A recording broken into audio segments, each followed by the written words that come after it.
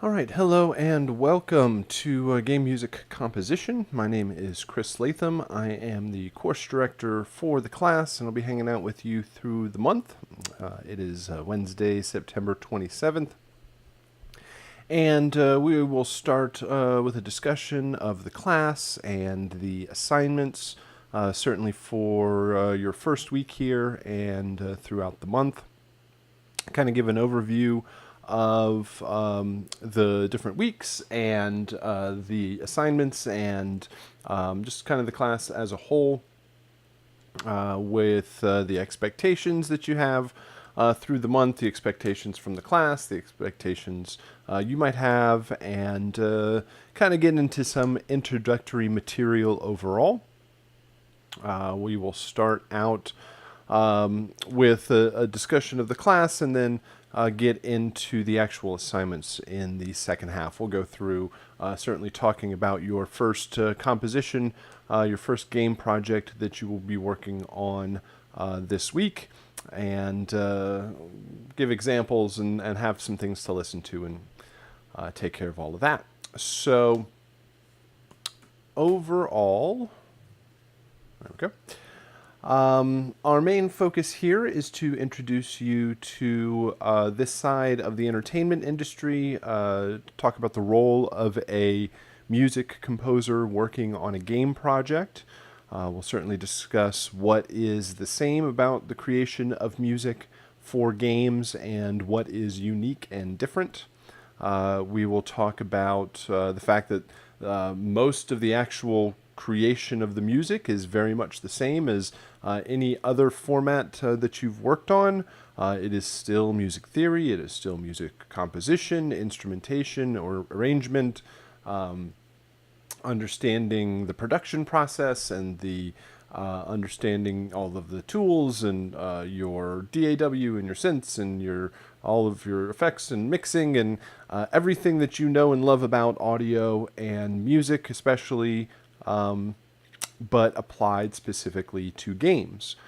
So certainly the creation of the music is very much the same, but what we do with the music, once you have bounced out all of the WAV files, once you have set up and created the music in some sort of form, then we apply that to the game, and we'll talk about how your music actually works in the game and how do you start from a blank slate or a blank session and build your tracks up in a way that makes sense to work in the game later on.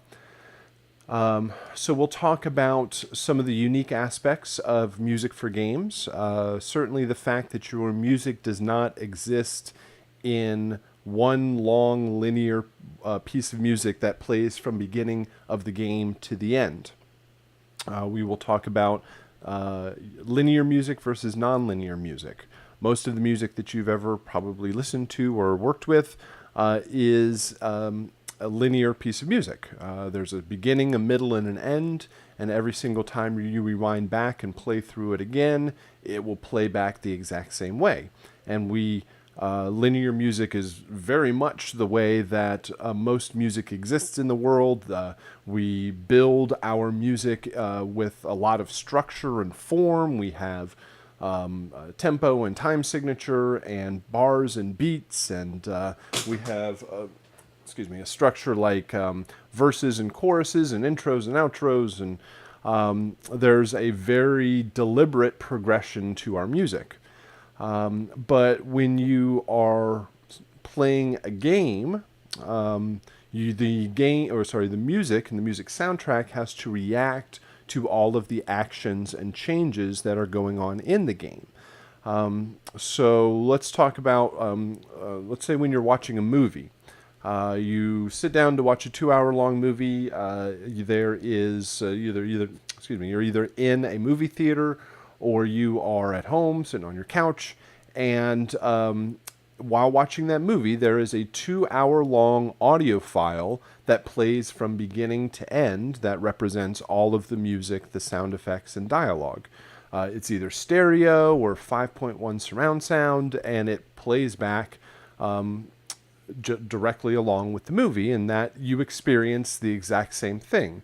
Whoever is watching that movie, whether they're watching it on a huge theater system or a small TV, they get the same experience. Every time you rewind back, it's going to be the same thing. However, when you play a game, everybody's experience while playing that game should probably be different. It's either going to be a little bit different. Maybe you're playing a puzzle game, and when you reach the high score, or when you solve the puzzle or whatever, the music, it's going to be different for everybody who plays that puzzle game. Or in a lot of more big, open, modern games where you feel like you're the hero of the story and there's this massive world that you can explore, everybody who goes through that game will progress through it in a different way and have a different experience. And it's either going to be a little bit different or it's going to be wildly different. And your music needs to react to all of that. It basically needs to ride the ups and downs of the action in the story, the turns in the objectives and the storytelling and the characters and the level, the world that it exists in. And so your music doesn't exist in one long audio file that plays from beginning to end. It is made up of little chunks, little pieces and parts of a much larger soundtrack that are put together and rearranged in multiple different ways to create the seamless soundtrack that you hear while playing a game. So it is... we talk about how do you divide up your music, how do you divide up your soundtrack in a way that it makes sense when you put it all back together. It ends up being a bit of puzzle pieces that can rearrange according to whatever you need to do with your music. So we'll talk about the linear, or actually the non-linear nature of music for games. We will talk about the interactive nature of the game and ultimately your music also. The fact that you don't ultimately know what is going to happen in the game. You know what's possible. You're part of the game team, the development team that makes the game. It's certainly not infinite. There is only a certain amount of things that could happen in that game. But you certainly don't know the order that's going to happen or how quickly or slowly anybody's going to progress through the game. Some people are going to just fly through the game as fast as possible, just defeating everything in their path and just rocking their way all the way through. And they might be flying past parts of the content or the soundtrack because they never lose and they never slow down. They are going through at a very, very fast pace, and so your music needs to react to that. There are others that are going to be knocking into walls for a long period of time. Either they're trying to find the next part of the level or the next enemy to fight or the next part of the story or whatever it is, and they're trying to find that secret door or solve the puzzle or whatever it is to progress on, and they're stuck in that same place for the past 10 minutes and they're frustrated already that they can't figure out whatever they need to do to progress in the game. And then there's your music in the background looping over and over and over again, making them even more frustrated because they hear that same piece of music playing. So your music has to react to all of these different people playing your game. Once you give a controller to another human, then all bets are off. You have no idea as to what they're going to do. And a lot of people have a whole lot of fun going in and trying to do all sorts of ridiculous stuff in the game. And your music has to be able to accomplish accomplish all of that. So we will talk about how we will talk about the creative and also technical aspects of music for a game. Certainly a lot of it and most of it is the creative side. It is telling a story. It is matching an emotion. Basically, your music is there to tell the player how they might feel about what's going on in the game. We'll talk about how do you determine what music you might need or how much music you might need. Where does all of the music go in the game, and how do you make it fit in all the different pieces and parts. We'll talk about how do you start from a blank DAW session and build up your tracks in a way that makes sense for that particular character or that world or that level or that particular action that's going on. And then there's also a creative aspect to the process of once the music is created, then how is it actually going to make its way into the game? So we'll talk about the tools, popular tools, software, different kind of processes and workflows that people use to actually get music and sounds happening in the game. So that's what we're focused on, is to introduce you to the world of a music composer working on a game project. We have a couple of different games for you to work on. Different types of games requires different types of music, and so we'll certainly be discussing all of those aspects. Let's talk about the actual class and the form of it. So we have our Wednesday and Friday classes meeting here at 3:30 Eastern Time, and if you can't make the live classes, then everything is released as an archive the following day. I'll try to get the Friday one out by Friday evening overall, so we can get on that quicker. And then our first session of the week on Wednesdays. This Wednesday session is a little bit different overall than the rest of them, because by week 2 you will have completed your first round of assignments. So we start out on our Wednesday sessions with a bit of peer review. Each week you can submit the work that you've done to a peer review assignment, an optional peer review assignment, and then I will load up everything that has been submitted and gives us an opportunity to talk about a wide variety of things.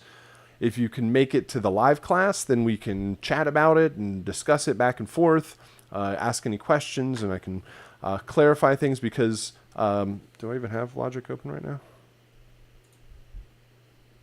Hold on just a sec. So I just basically open up a Logic session, dump everybody's WAV files in there, all of their music, and just listen to it. And we can talk about it and kind of point our way through everything and ask any questions that needs to discuss, and I can clarify things. And so peer review is highly encouraged each week. Make sure you submit your work so that we can discuss it. The Friday sessions are an open session. Come prepared with questions about the assignments. If you want to listen to anything before the due date, you can send me a Dropbox link and we can load it up and play it. There's an archive with a lot of material about the industry and the process of working on games. But I do want to leave it as an open session so we can discuss anything that needs to be. All right, so that is our Wednesday sessions or Friday sessions. All of your assignments are due Sunday, so then we can talk about it the following Wednesday.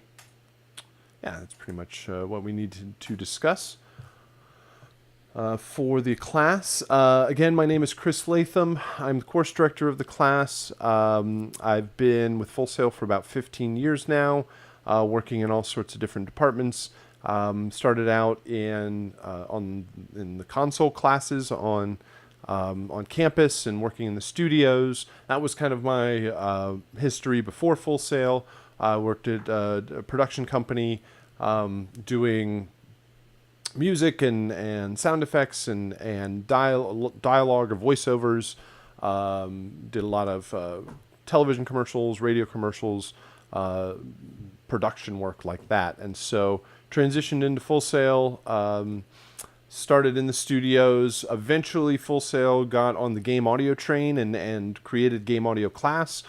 So we built that up. That was over in the recording arts degree program before music production even existed. And then this class came online. It took a while. Obviously, it's towards the end of the program, so it took a while to actually happen. But I jumped over here and started up the game music composition side of things. So, excuse me. So whatever you have maybe questions on, anything you want to discuss, please get in contact with me. Certainly issues about the class or anything that we need to address. Let's see. I'm on iChat for most of the day when I am not in class teaching. Email and iChat are probably the best ways of getting in contact with me. You can call my phone extension. However, when I am not doing these online classes, so on Wednesday and Friday I'm doing the online classes. I'm away from my desk phone. On Tuesday and Thursday, I teach on campus. I teach from 9 a.m. Well, this month, I'll probably be only there from 9 to 11. So I'll be available after that. I'm available all day Monday. So that is my schedule for this month. Website, beyond Full Sail, I do have a game audio production company called Engine Audio. So, the other thing I want to point out, if you do call my phone and you get a voicemail, then please email me to follow up because I can always respond there. Some projects that I've worked on over the years. Let's see, I started working on like smaller independent projects, but we do have EA Sports here in Orlando. And so I got involved with them for a couple of years, doing a lot of dialogue work and audio editing, and on Madden and NBA Live and Tiger Woods when it used to exist. And then I've currently working on, or most recently worked on, a game called Depth, which is a multi-player underwater sharks versus diver game. If you're familiar with Steam, it's up on there, and we're working on another kind of version of all of that. So a couple of iOS and Android games, but a couple of projects outside of Full Sail. That's really where I started in the game audio. I worked on a couple of smaller projects, but I got involved with EA Sports and kind of brought it up from there overall. So, so whatever aspects of the industry you want to discuss, whatever aspects of it, certainly if it's games, if it is obviously also music and composition, but if it's technology or if it's gear or techniques or anything like that, get in contact with me and we can discuss whatever we need. All right, let me take a quick pause here. Let me know if you have any questions so far. And we'll get into our next topic here.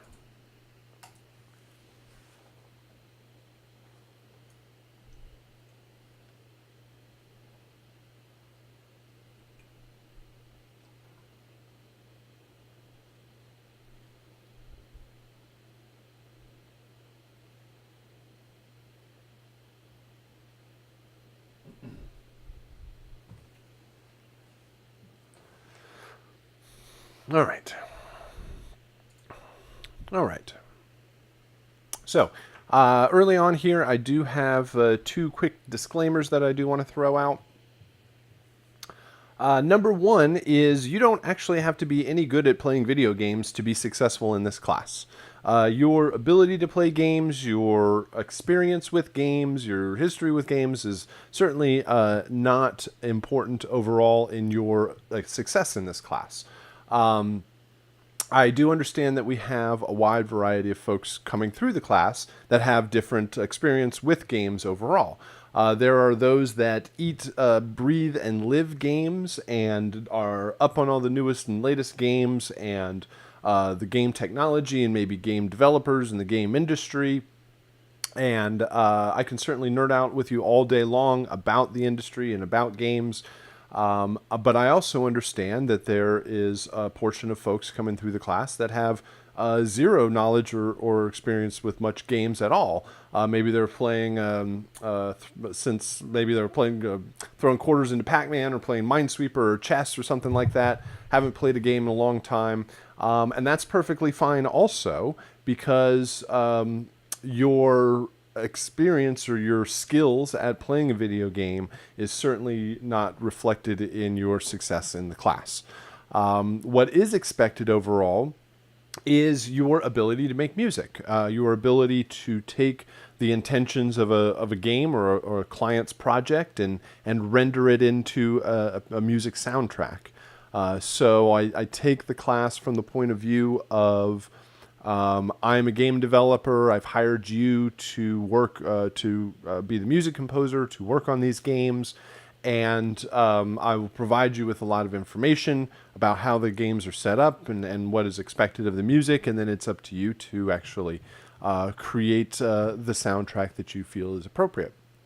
So, if you don't play games, that's fine. But during this month, we'll certainly immerse you in the game industry.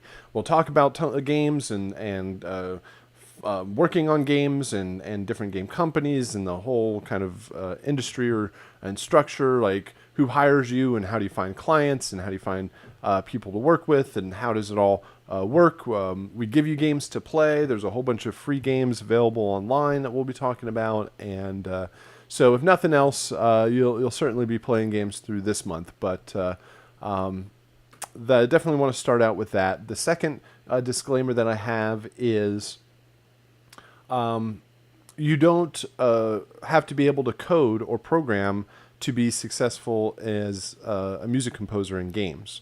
One of the early questions that I get in this discussion, and one of the common questions that is asked when we have industry folks come through Full Sail, we always do a Q&A at the end, and somebody comes up to the mic and says, I know music, I know audio, I can make sounds, and I want to work in games, but do I need to know how to code, or do I need to know how to program to be a music composer or a sound designer working in games? And that is certainly not a requirement overall. Now, of course, any skills that you have will only make you more valuable in the process, but you are hired for your skills as a music composer. And having skills as a programmer are often a completely separate kind of base of knowledge. It is a lifelong kind of trek in learning all of music and music theory and music production. It is another lifelong journey to learn programming and coding and making it all work. Now, there is certainly a technical aspect to everything that we do, but it certainly doesn't get down to the code level. Okay, so 2 disclaimers. I always wanted to talk about goals of the class. So this is kind of what is our focus, what are we doing here, what is our overall purpose in this class, and first and foremost it is to write music. It's kind of the overall goal of the degree program is to give you lots of different opportunities to write in lots of different ways and fashions and for different media and different types of projects.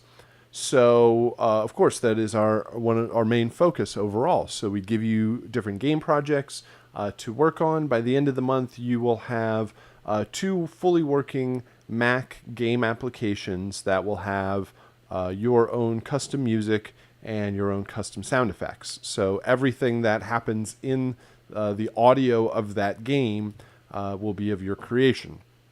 They are yours. They are yours to distribute and to add to a portfolio or a demo reel. We will also be creating a video capture of your work, your music and sounds working in the game, so that you can show that off. Also, certainly as you get later in the degree program, we want to have as many resources as possible to be added to a demo reel, so you can show off the work that you've done. So that's number one. Number two here, another goal of the class is to play video games. And this is a very important idea. I have a very necessary, a very important concept in this class called game research. And game research is you should be playing video games.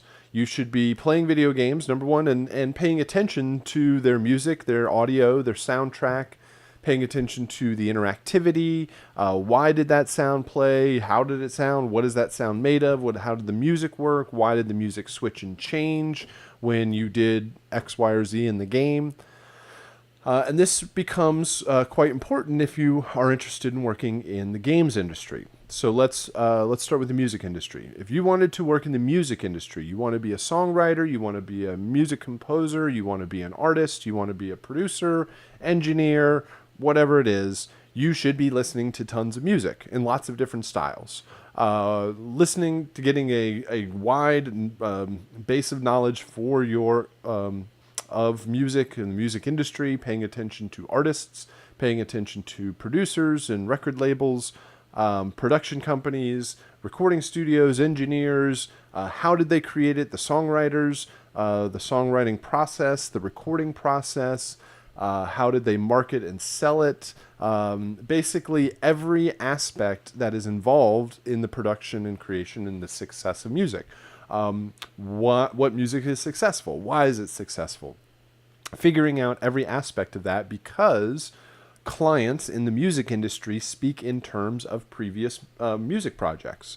They will talk about previous albums, previous artists, or say, hey, did you hear that snare drum sound in this particular music track? Or did you hear that vocal style that they used, or that songwriting technique where they went from the verse to the chorus or the bridge or whatever it was? And if you have knowledge of those songs or artists or genres or whatever it is, you will have a much clearer language to share with whoever your client is. Same thing goes with the film industry. If you are interested in the film industry, you should be watching tons of movies. You should be paying attention to the production company, the composer, the director, the producer, how they created it. Movies are great because they have tons of behind-the-scenes material that you can also get. What was the production process? What was the songwriting or the composition process?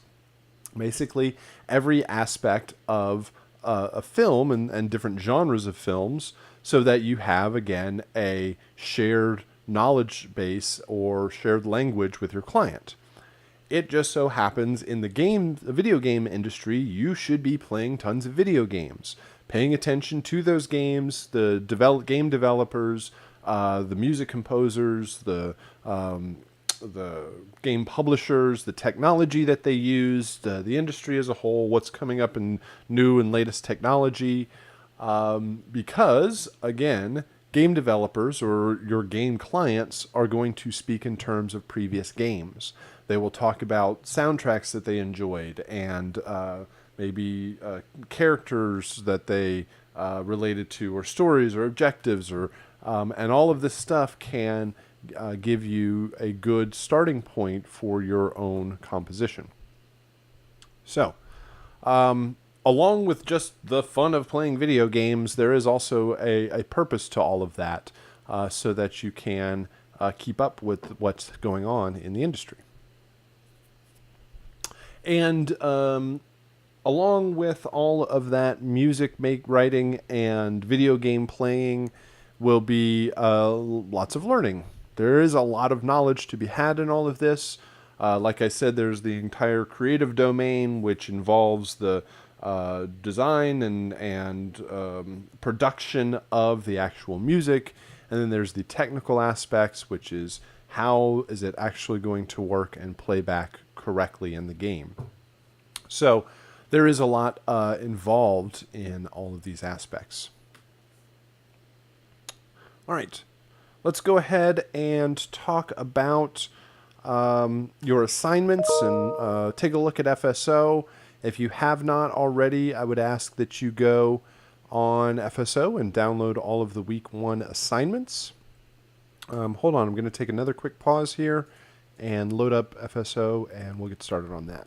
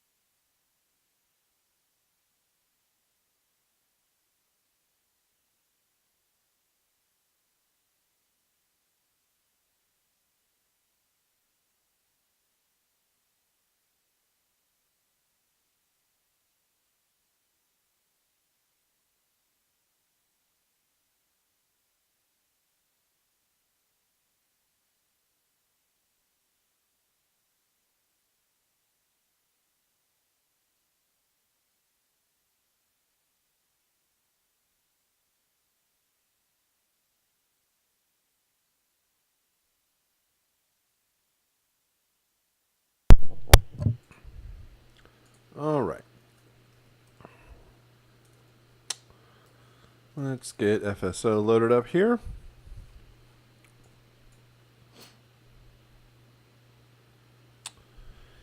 And let's see. Come on.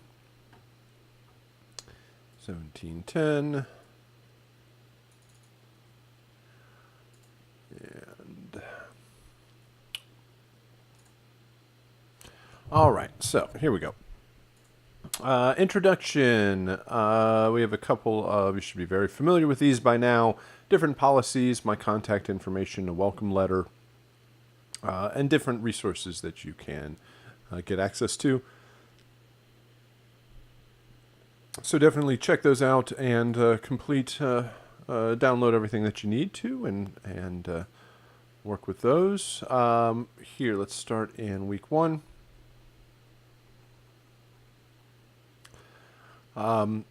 So most of your assignments in week 1 and 2 center around the game composition. You have our first game in the first 2 weeks, our second game in the second 2 weeks, and in the first week we create all of the music. In the second week we create all of the sound design for it and format it for kind of get everything working in the game too. So we will start out in a little bit talking about your first game and your first game composition, 2D platformer game composition. In here you would download, there is a video of the game, lots of information, and a download of the game itself. Hopefully you've taken the chance to play the game and get a sense of what's your first project will be. 2D platformer here, 2D platformer session preparation is a series of videos that give you a lot of information about how to approach this composition. I will state a lot of this in the archive here, but it also goes into it a bit more detail. You have an assignment for looping game music. Looping music is extremely important for games because it allows you to musically sit in one place while the music goes around and around, looping seamlessly. So hopefully the player has no idea where the music has starts or stops. And it allows the music to sit there until the player figures out how to solve the puzzle or defeats the enemy or whatever and goes on to the next part. So looping music is extremely important, and there's a couple of different techniques that are described in this assignment. Here is your optional feedback and peer review. Again, it's highly recommended that you submit, and it gives us lots of different things to talk about. And the more people that submit, it helps everybody else because the more variations that you see for this project. Week 1, Wednesday and Friday virtual classes. If you are here, then you have already found this. There's the links to our live classes. I will be posting up all the archives as an announcement on FSO. And then a suggested reading and viewing is a couple of chapters out of the book, and gives a lot of kind of supplementary information for what we discuss. Also, some great videos that kind of add to our topic.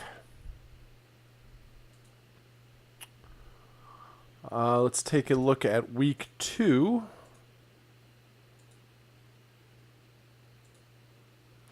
So after week 1, you will have submitted your first composition. On Wednesday, we have the opportunity to do peer review and discuss it.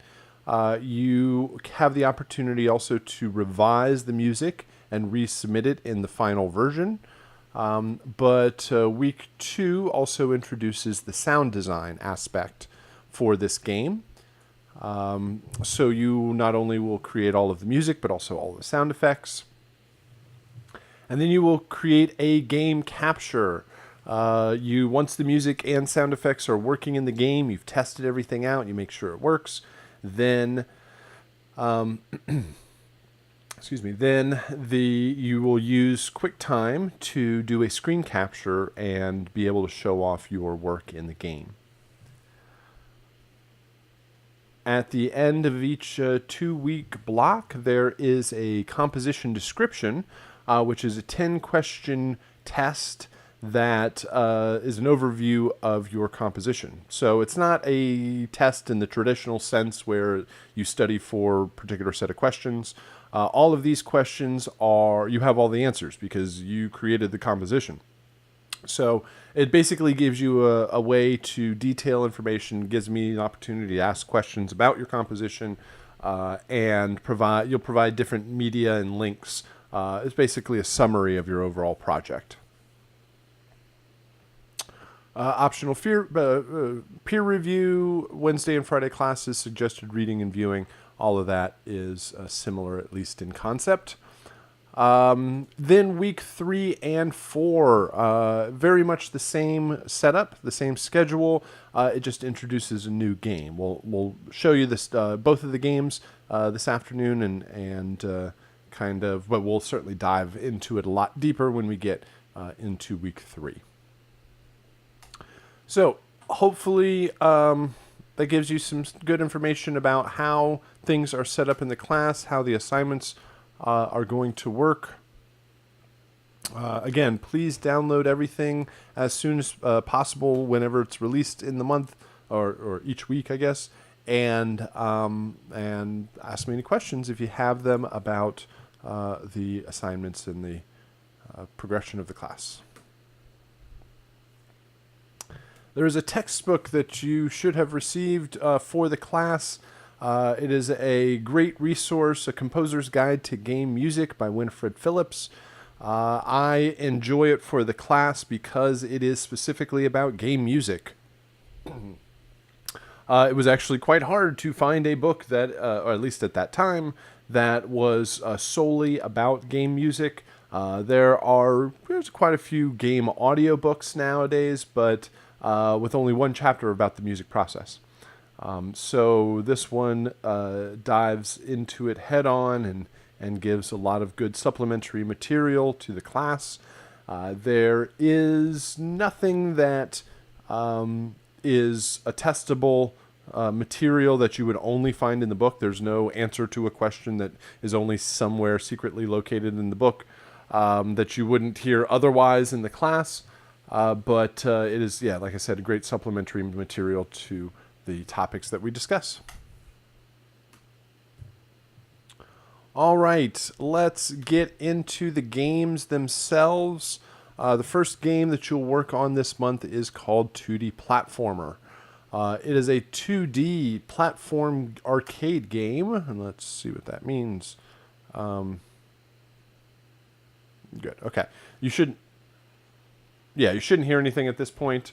It's just the video playing, and I'll play examples here in a little bit. 2D Platformer is made by Unity Games. Unity Games is a popular game tool developer.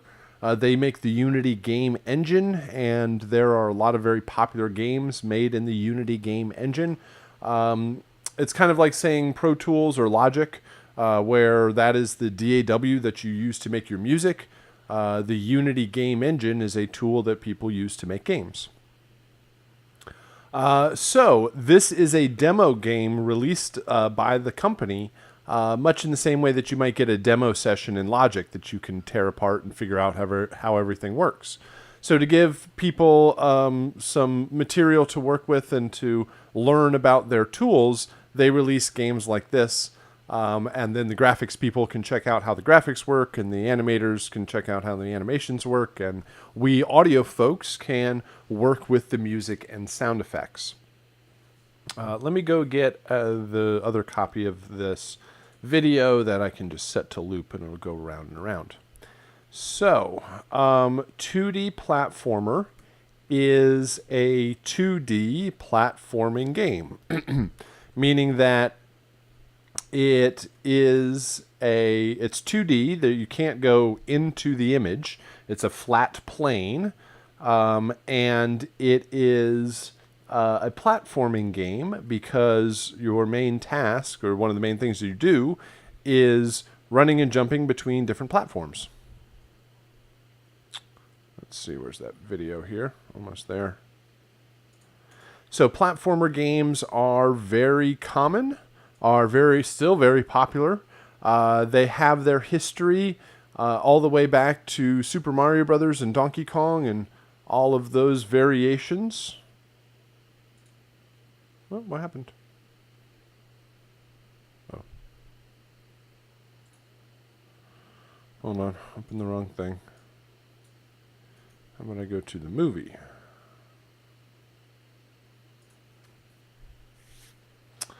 Let's try this. There we go.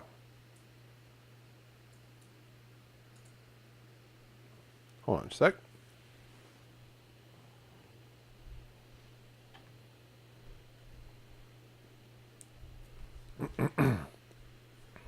So, as you can see, 2D platformer is a pretty ridiculous idea. You are a bean with a monocle and a top hat and a bazooka, and you are fending off the alien invasion.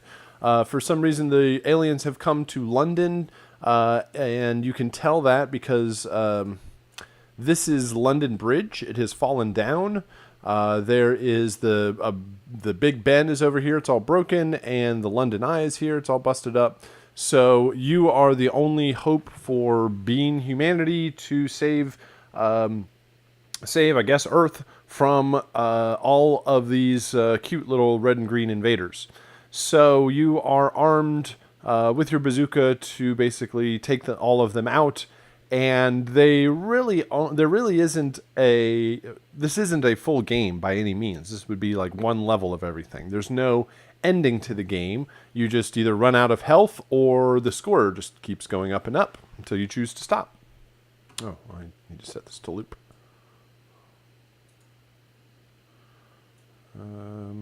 Maybe. Where'd that go? Loop. There we go. So let's talk about the music. The music is, for this first game, I leave it up to you. I leave up the style to you. The instrumentation, the genre. I'm more interested in the process of you writing the music and getting into the game and testing to see how it all works. So the overall style of the music, whether you want it to be electronic or like a classic retro game, or if you want it to be orchestral or hip-hop or rock or something like that, any of that could be appropriate overall. There's a couple of requirements, which would be this game is probably all ages, family friendly. You could picture this being like an iOS or an Android game. It's probably like pretty wacky and silly and lighthearted overall. Nothing too serious or dark or depressing. Upbeat, so kind of a faster pace overall to keep the energy going in the game. But your choice of instrumentation and your style, I leave that a little bit more open. Along with the game and this video, you also get a PDF that describes all sorts of different aspects of the assignment. There's a couple things that I want to point out here, and then we'll listen to examples. I won't just talk my way through this entire thing. I'll load up and play some examples for you. Maybe, here we go. So, once my computer figures itself out, come on, it's just a PDF. There you go. So it starts out here with project overview. This is a lot of the same stuff that I'll be talking about at this point, so I'll leave that to you. There is a section here about the musical style and game overview. So it says here, if it doesn't scroll away, stop. 2D platformer games have a long pedigree in the game industry. Classics like Super Mario Brothers and Donkey Kong and Metroid were all 2D platformer games. All right, well, I guess it's going to scroll away. So platformer games have been around for quite a while. Okay, so you can stop scrolling now.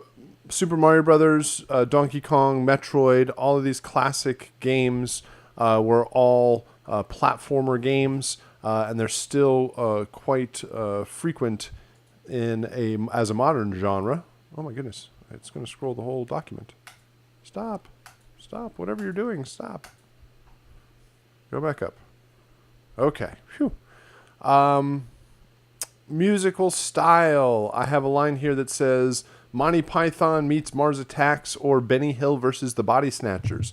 There are two elements that you might pull from. It is set in London, so it can have a British influence, whatever that means. So it could have maybe more brass in it, or maybe more of a kind of a London mod vibe to it. But there's also, it's an alien invasion. It's probably kind of a campy sci-fi alien invasion. So maybe a theremin or some sort of element that gives it a little bit of that retro sci-fi feel. How to play. The arrow keys to move left and right. Spacebar will jump. Mouse click will be your will fire your weapon. There are also pickups that are health pickups and bomb pickups. You can drop a bomb and do an area of damage. Instrumentation, again, I leave that part up to you, but there should be enough instrumentation to create a full mix. You need to have drums, bass, harmony, and melody. Probably should be more than just 4 instruments. Your drum kit, your bass line, probably a couple of instruments that represent harmony that will then be supporting the lead instrument. Your lead melodic instrument is going to provide most of the voice and the theme of your music, and you want it to constantly be developing so you don't you're not too repetitive and bore the player.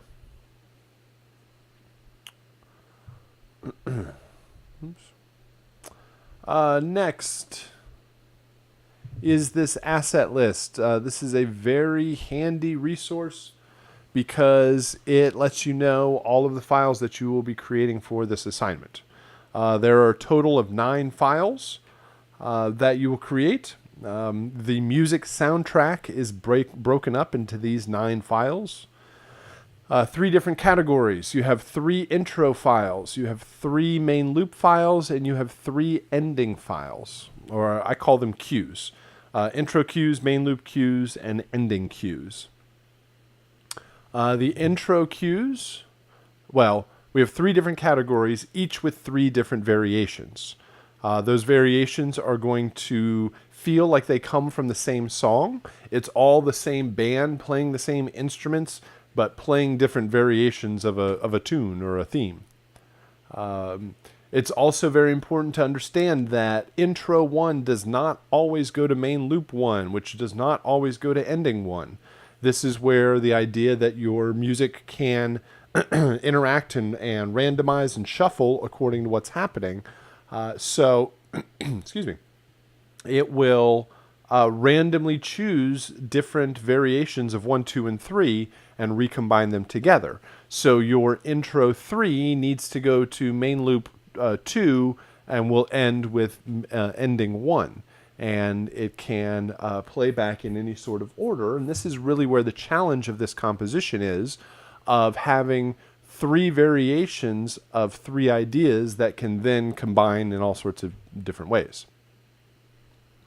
The intros are 2 bars long. The main loops are 8 bars long. Those main loops are going to be most of your soundtrack, most of the content of your music. During gameplay, during most of the time while the player is playing, they will be hearing these 3 main loops that will just constantly randomize around. And then 3 endings. As soon as you run out of health points, you die, you lose a life, then it'll randomly play one of these ending cues. So we have these particular files that we'll need to create. Let's take a look at some examples now. Oh, actually, no. Let's go back into the video and let me explain how these play back, how these are going to work. Hold on just a sec.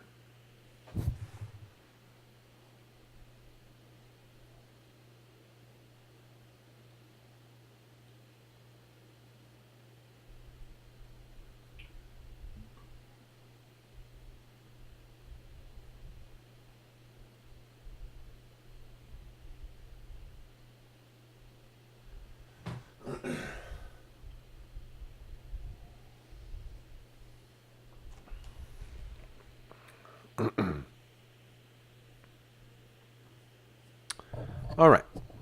So, when the game starts, where did my mouse go? That's not my mouse. It's the video's mouse. There's my mouse. Stop. All right. When the game starts, your character kind of drops down onto the platform. The computer says, okay, the game has started. What do I do? And the game looks at the code and says, okay, there should be 3 files, 3 wave files called intro 01, 02, and 03, and they should be placed in this exact folder. The game only knows to look for the files that are named exactly like this. And there's a very specific location that all of your files end up in. So it says, okay, game has started. What do I do? There should be 3 intro files. Randomly choose one and play it. Okay, so it finds the files. It randomly chooses intro 2 and plays it. Now, depending on how fast your music is, all of your intros are 2 bars long. So 2 bars could actually be kind of longer or shorter depending on how fast your music is. But eventually 2 bars is done. Your game knows nothing about your music. It doesn't actually know that it's 2 bars long. All it knows is when the file starts and when it ends. Basically, when it starts with the first 1 or 0 and goes through all the 1s and 0s to the last 1s and 0, and it just at the end of it, it knows, okay, that file is done. So computer says intro 2 is now done. What do I do? And of course, this happens in like a blink of an eye. The computer does this all seamlessly in the background. And the only reason that this whole thing works is because you composed the music that way so that intros would work with main loops. Main loops could loop and kind of switch for as long as they needed to, and then it will transition into an ending. So, okay, intro 2 is done. What do I do now? Then the game looks at the code and says, all right, there should be 3 main loop files there. Randomly choose one and play it. All right, so the computer chooses main loop 3 and plays it. That file is 8 bars long, so it plays all the way through, plays a little bit longer overall. Again, the computer has no idea about your music. All it knows is when the file is over. And it gets to the end of main loop 3 and it says, what do I do now? And the computer looks at the code and says, well, now find another main loop, or play the same one over again, randomly choose another one and play it. So as the game plays, this is what's happening to your music in the background. It'll randomly choose main loop 3, then it'll choose main loop 1, then it'll choose main loop 2, then it'll go back to main loop 1, then it'll play main loop 3 4 times in a row, then it'll go back to 2, then it'll go, and it'll just randomly play them for as long as you are playing. It can repeat. That's why they're loops. That's why they're meant to be able to play back seamlessly. Certainly a loop means when you reach the end of a file, it can return back to the top as invisibly and as seamlessly as possible. And it will do that for as long as it needs to. Your music, basically there is a each time you end a main loop, there is a 3-pronged fork in the road. So I play through main loop 2, and then I can jump to one of 3 places. I could jump back to the top of main loop 2, I could jump to the top of main loop 1, or I could jump to the top of main loop 3, and then play whatever the rest of that file is. That actually says you are probably better served to start on the same chord of main loop 1, 2, or 3. Like always resolve back to the tonic. So you can navigate through your chord progression wherever you want to go, but you always know it's going to return back to a tonic wherever you jump, main loop 1, 2, or 3. That can often help. That also means that main loop 1, 2, and 3 need to be in the same key. They need to be in the same tempo and time signature. They basically need to all feel like the same song. It's just, and the same instruments playing that song. It's just 3 different variations on an idea.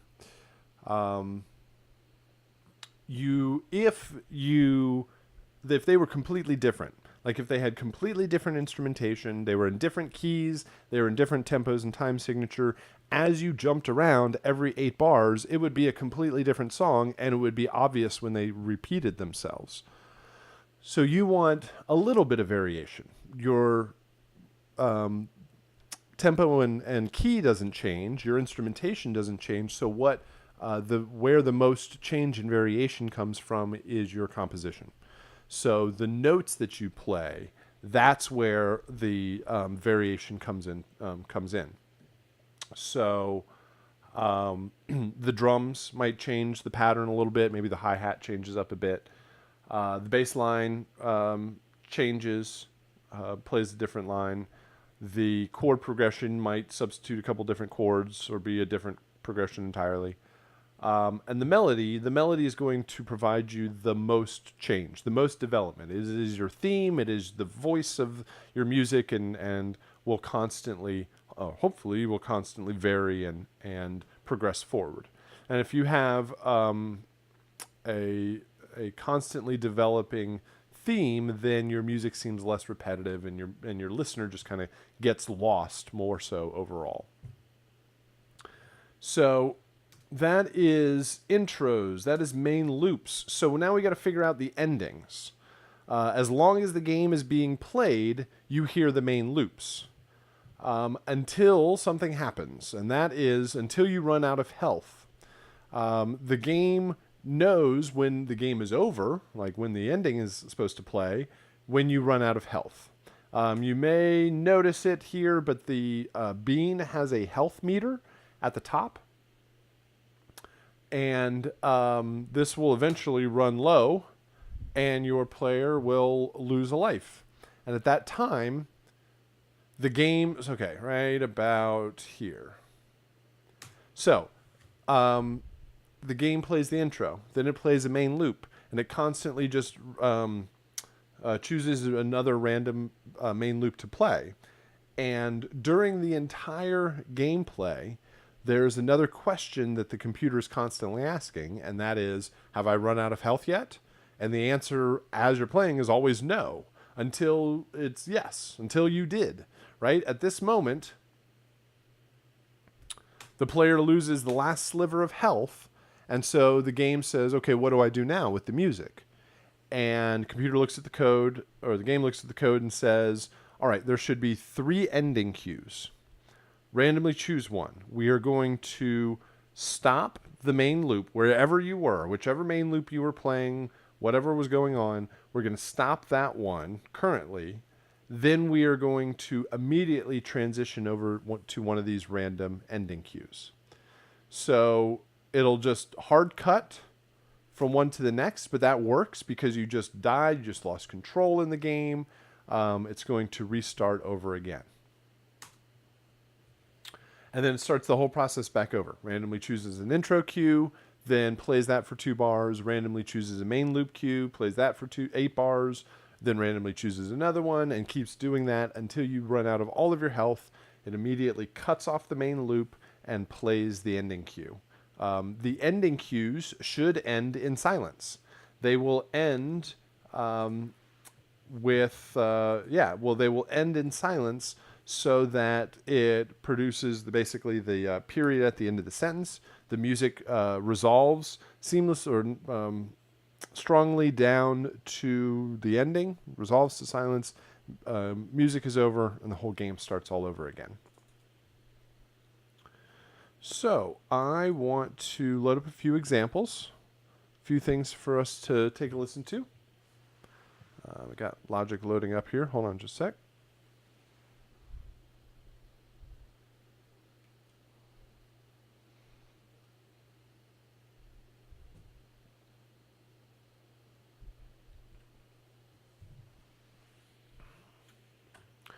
All right, let me see if we can actually hear this. Hold on.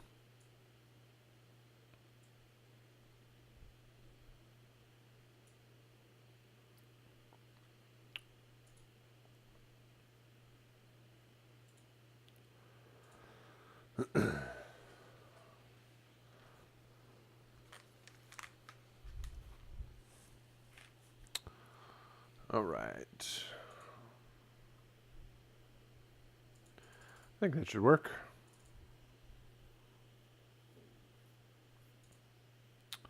Let's start with our first one here. Whenever logic decides to wake up. It's thinking very hard about something. There we go. All right. So here I have a couple of different student examples. Let me widen this out a little bit. All right, so each student has their own track, and there are 9 files. There are 3 8-bar loops, there are 3 2-bar intros, and 3 2-bar endings. And we're going to take a listen to a couple of these. We'll probably jump around a little bit. But it should give us a couple of good things to discuss. So let me start up the first one here. Just give me a heads up in the chat that that is working, that you can hear that, and you still hear me, and everything's working. Turn it up there. Yeah, okay, cool. All right, so these are our main loops. 8 bars long, with a little bit of change. So here we go to the next main loop.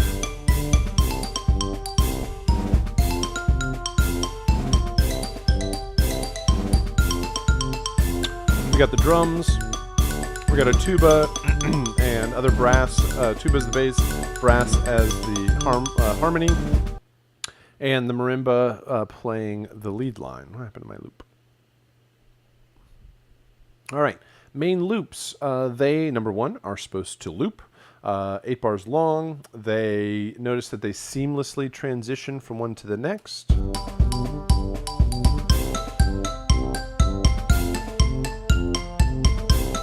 So they can play for as long as they need to.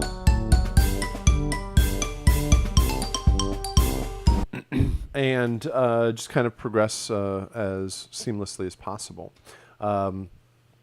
They need to be the same instrumentation, playing the same in the same key and the same tempo, but with variations to the composition. So these main loops start with 3 intros. So here are 3 intro files. Oops, not 3 intro files. Hold on. Here are 3 intro files. So intros are supposed to build up. They're supposed to rise in energy. The end of your intro needs to fit seamlessly with the beginning of your main loop. So wherever you're starting out in these main loops, at the first bar or so, you need to have the same instrumentation and the same intensity so that it transitions seamlessly. Play. Please play. There it goes. Nope.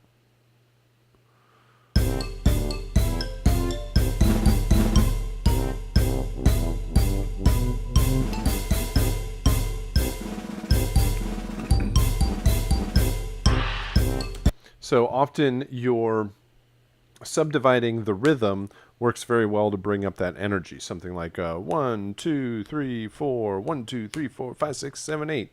Bop, bop, bop, bop, da, bop, bop, bop, da, ba, da, ba, da, ba, da. I mean, that's a very straightforward example, but that sort of a rhythm, typically the intros rise.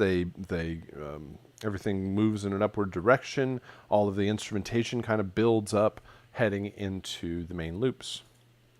Then we have 3 endings, and most importantly, endings need to end. These are actually not a very good example of those because they do get cut off at the end. These 3 down here make a little bit more sense because the music will hit that last note or chord, and then everything will fade eventually to silence. So let's take a listen to these 3 endings first.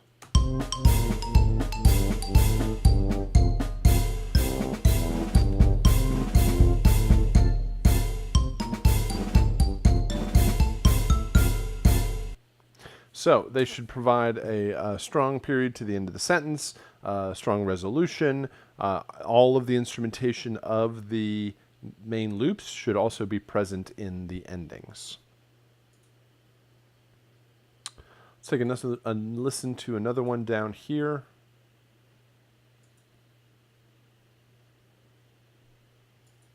Does anybody have any questions about this composition?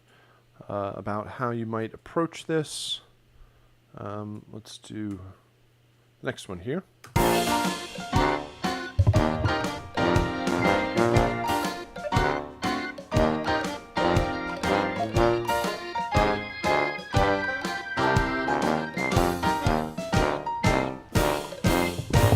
Next change here.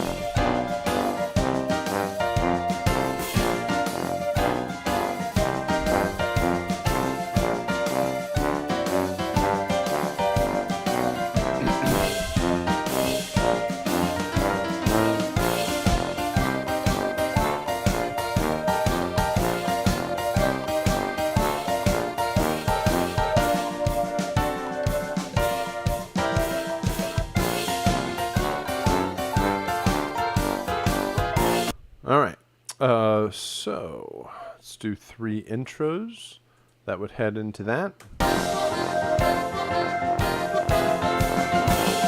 2, 3, 4, 1, 2, 3, 4, 5, 6, 7,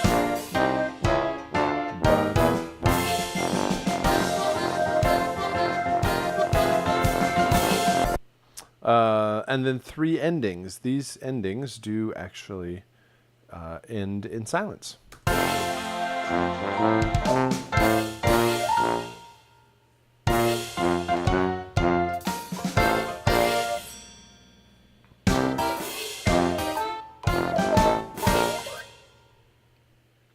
So if you need a little bit of extra time in the ending cues where your music needs to end in 2 bars, but if you need a little bit extra room to allow for reverb tails, cymbal crashes, instrument decay, that can certainly work there. So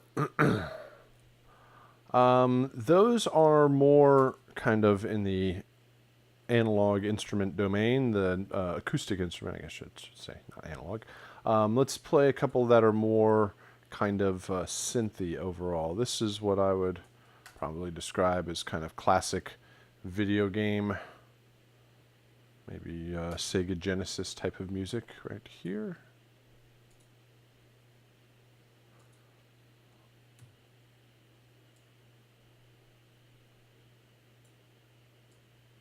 There we go.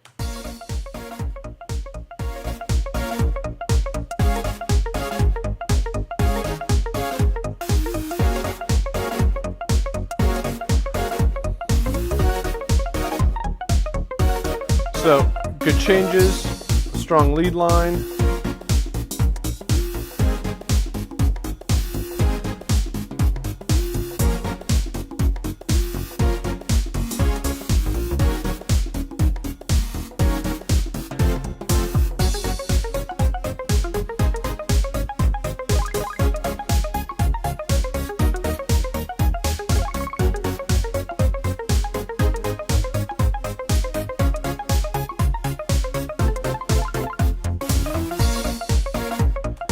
So everything smoothly progresses from one to the next. Here are 3 intros.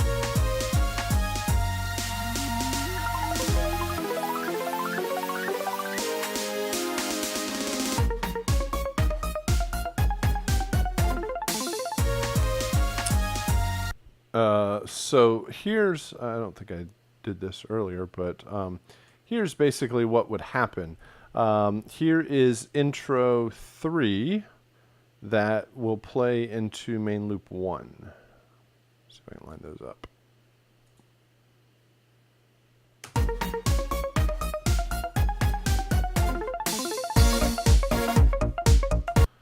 All right, so it'll play through those 2 bars and immediately drop in. Let's do intro. Let's do intro 1 into main loop 3.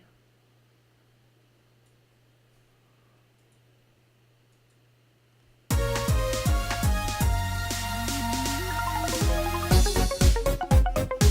you have to watch out for level discrepancies like that.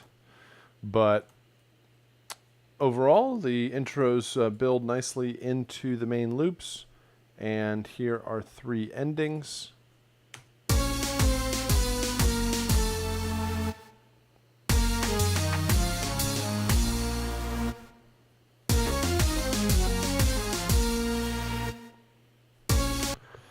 So you can have a lot of fun with the endings. You can get away with a lot more dissonance in the endings, because maybe like one last dissonant chord because you just died, you just kind of messed up in the game.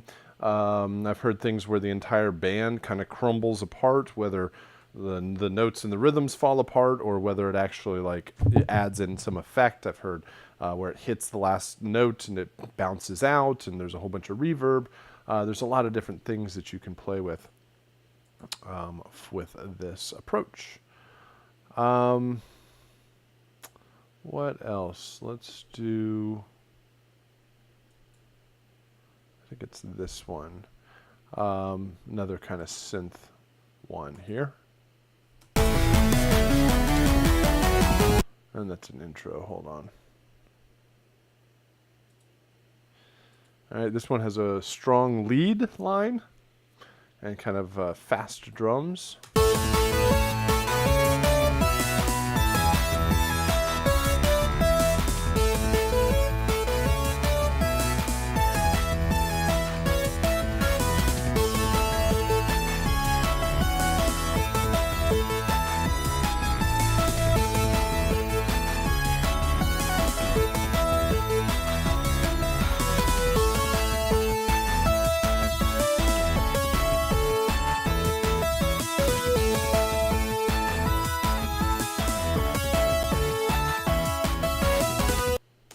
And 3 intros.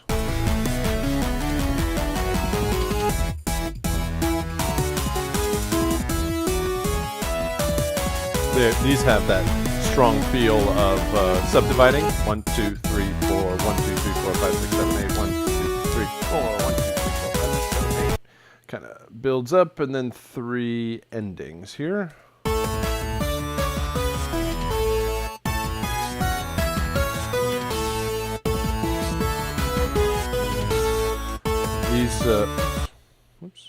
These get really close to getting cut off, but they do actually end very suddenly at the end here. Oh my goodness, stop playing. Okay. What else do I have? I think that should give you a pretty solid overview of this assignment. Couple more things down here. It says, suggestions for composition. Compose interesting loops. Make sure you only have 8 bars in any one of these phrases. There's a good chance that your music might... Whoa, just dropped my headphones. There's a good chance that your music might be repetitive enough on its own with these 8 bars. Do not make it even more repetitive by putting a... sometimes what I hear is a 4-bar loop twice in 8 bars, or a 2-bar loop 4 times in 8 bars, or even worse, a 1-bar loop 8 times. I think I did my math wrong. Anyway, 1 bar 8 times over and over and over again. It's going to get very, very repetitive. Here in the chat, with the exception of the first examples, these all seem overly complex and dense for such a simple animation. Is that okay? Well, I kind of go towards these for their musicianship aspect. They have a lot going on that allows for a lot of that variation.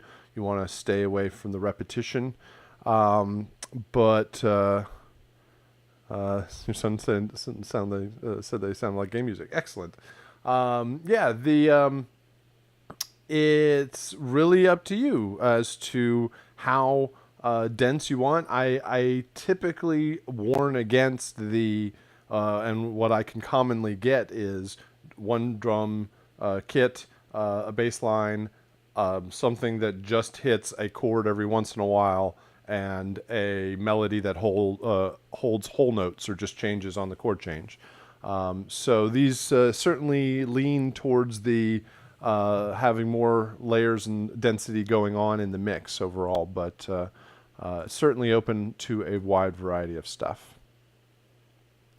Transitions. Make sure everything loops and transitions fluidly so that they're 8-bar phrases. Sometimes I'll get like a 12-bar phrase that just cuts off in 8 bars and doesn't really feel like it's finishing the idea.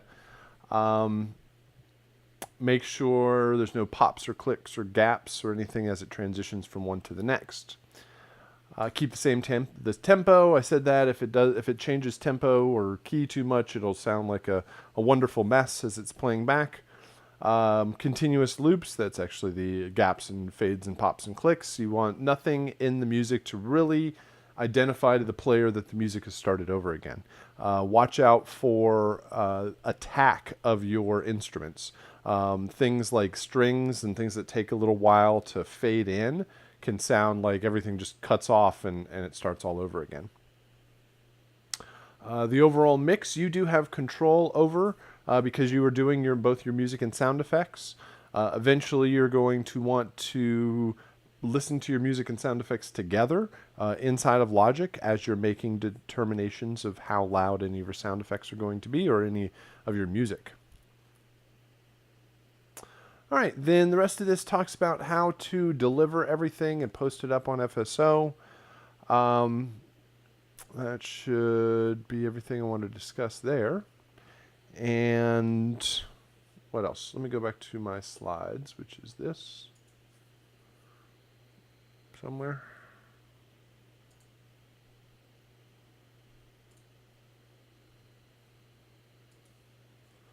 Where did I go with that? Did I just close that? Oh, no, that's it. Okay.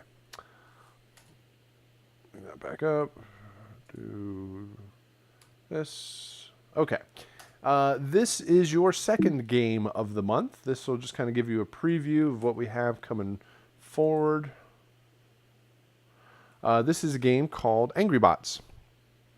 And It is what's often called a third-person shooter, where you are a mercenary that's trying to infiltrate a robot factory, and the robots are certainly not too happy that you are there, and they are bent on your destruction, and you have to defend yourself from this robot onslaught.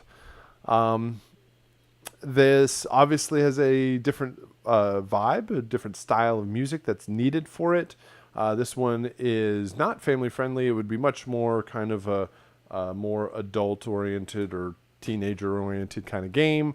More dark and intense. The music should be much more epic and strong and powerful. You've got all these robots that are chasing you around with explosions there, and there's lasers and machine guns and all sorts of things. So lots of action happening, lots of intensity, and the music will match all of that. So different approach for the music also, how the music will play back in the game and how it will transition. The challenge here is that you are going to be attacked by all these robots, and so you're going to hear action music, and then once the robots are gone, after a certain period of time, it will return back to ambient music. And we are going to shift very quickly back and forth between ambient and action. How do you create music for a game when you don't know when any of these robots are going to attack? They're just going to basically sit there until the player shows up and gets in their area. So we'll talk about how the music will react for a game like this. What else do we have? You have your looping assignment, which will discuss a couple of different looping techniques. We also have that for this week, and I'll probably start out on Friday with a discussion of this particular assignment. And yeah, I think that's everything that I needed to discuss. We'll hang around for a few minutes afterwards to answer any questions. Here in the chat, when opening up the looping logic session file, you get a message stating that the project needs to be updated to the current version. After updating, I noticed not all of the audio files from the original session are in the new session. Missing files are